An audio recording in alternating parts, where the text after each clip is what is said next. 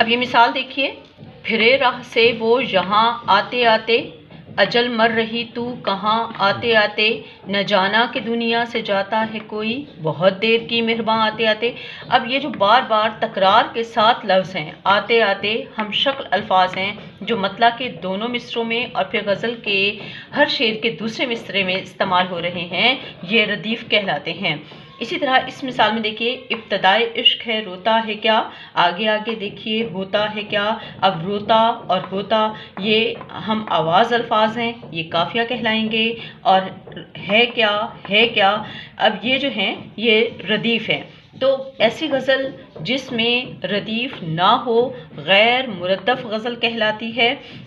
اس طرح سے قافیہ اور ردیف جو ہیں یہ دونوں غزل کے ہر شعر مطلع کے دونوں مصروں میں اور پھر غزل کے ہر شعر کے دوسرے مصرے میں استعمال ہوتے ہیں۔ آپ بار بار ان کی پریکٹس کیجئے، ان کو دیکھیے، اشعار کے ساتھ ان کی مثالوں کو سمجھیے، اور پھر تاکہ آپ کو اس میں کسی قسم کی کوئی مشکل نہ ہو۔ اگلے لیکچر میں ہم پھر مطلع اور مقطع کو جانیں گے، اور ان کے لیے ردیف اور قافیہ کو جاننا بہت ضروری ہے، اس لیے آپ ان کی پریکٹس کریں تاکہ مطلع اور مقطع دونوں آپ کو سمجھ میں آ سکیں۔